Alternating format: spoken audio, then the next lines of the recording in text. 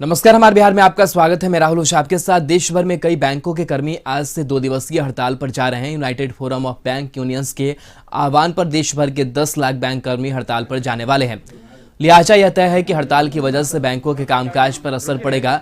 जाहिर है कि हड़ताल की वजह से बैंकों की शाखाओं के साथ साथ एटीएम भी प्रभावित होंगे। वहीं यूनियंस के जनरल सेक्रेटरी अजीत कुमार ने बताया कि निजीकरण के खिलाफ हमारा आंदोलन है और सरकार को हमारी मांगों को समझना होगा। जबकि अध्यक्ष कमलाकर सिंह का कहना है कि हम लोग आम लोगों की समस्याओं और परेशानियों को समझते हैं, लेकिन उनकी सुविधा के लिए ही हड़ताल किया जा रहा है।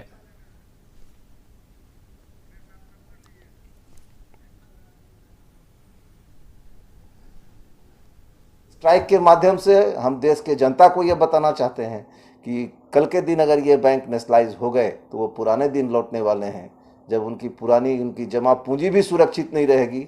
आप देख लीजिए, सरकार खुद कहती है कि 5 लाख तक का आपका पैसा सुरक्षित है। आपके पास अगर 10 लाख रुपया, 50 लाख रुपया भी आपका जमा है तो आपका 5 लाख तक की सुरक्षा की गारंटी होगी। और छोटे छोटे जो लोग जमा करने वाले हैं अपने देश में, हमें जिंदा रखना, हमारा जीवन यापन करना, ये सरकार की जिम्मेदारी। इस पूरी खबर पर मरगूब आलम हमारे साथ जुड़े हुए। मरगूब, बैंकों के जो कर्मी हैं वो हड़ताल पर जा रहे हैं, निजीकरण का विरोध किया जा रहा है। क्या कुछ आज तस्वीरें देखने को मिल रही है और क्या कुछ कर्मियों का कहना है?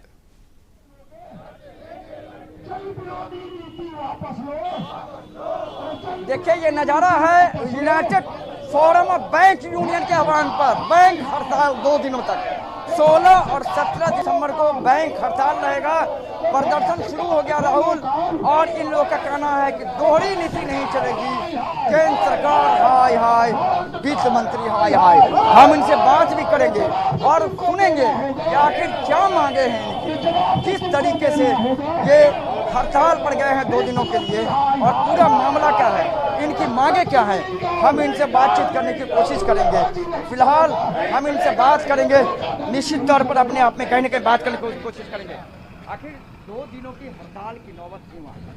सर, अभी वर्तमान भारत सरकार तुगलकी फरमान और हिटलरशाही व्यवस्था में विश्वास करती है और आए दिन भारत सरकार के जितने प्रतिष्ठित संस्थान हैं, भेल हो, गेल हो, सेल हो, कोल इंडिया हो, एयर इंडिया हो और रेलवे हो, इंडियन एयरलाइंस हो, सारे को जिस रूप से अपने छोटे सहोदर भाई अनिल अंबानी के हाथों में भारत की परिसंपत्तियों को, लाभकारी संपत्तियों को बेचे जा रही है। इससे बेरोजगारी। आपकी मांग क्या? हमारा है कि निजीकरण नहीं हो, नेशनलाइज जो भी संस्था है, लाभकारी संस्था है, इसको गौर कीजिए। आप लोग सच्ची पत्रकारिता में विश्वास करते हैं, हम आपको पहले धन्यवाद देते हैं। लाभकारी संस्था को बेचे जा रहा है।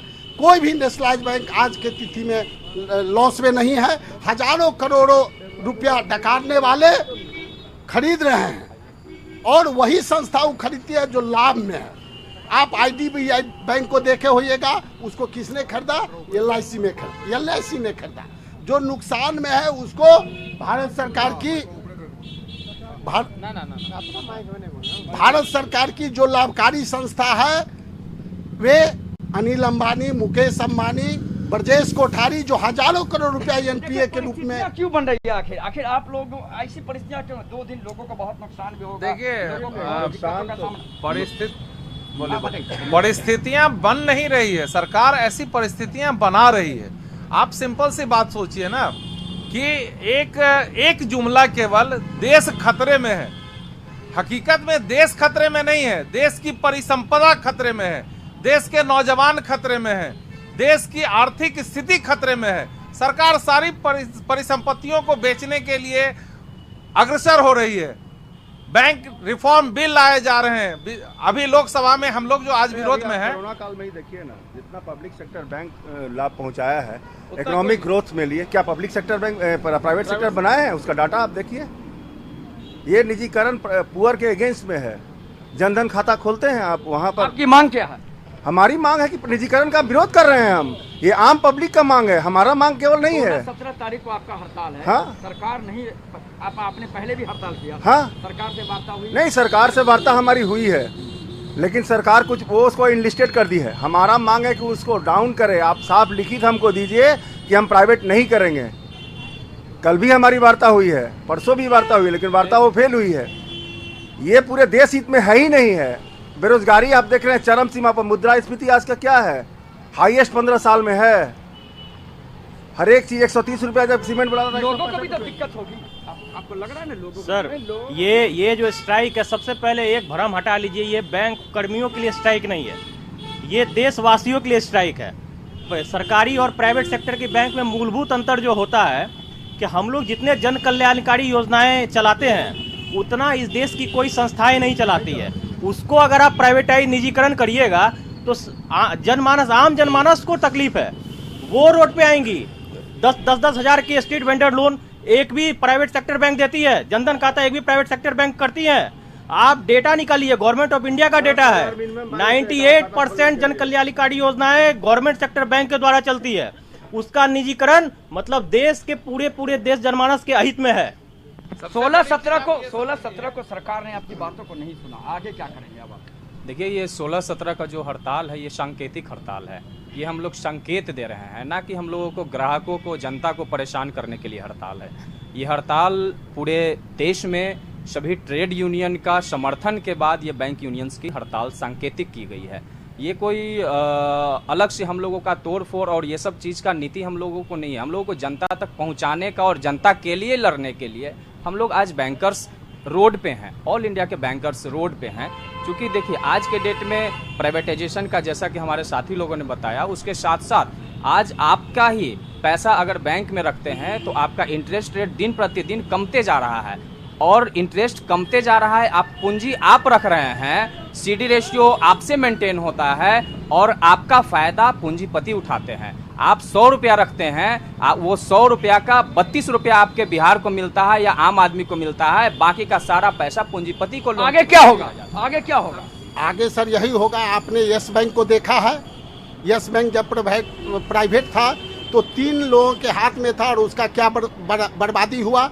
और यस बैंक को आखिर कौन खरीदा? स्टेट बैंक ने खरीदा और स्टेट बैंक ने उसको सहारा दिया। मानिए संघर्ष चलेगा, संघर्ष जारी रहेगा सर। आप जो भी योजना है भारत सरकार का देख लीजिए। आखिर आज बैंक प्राइवेटाइजेशन के लिए सरकार अग्रसर है।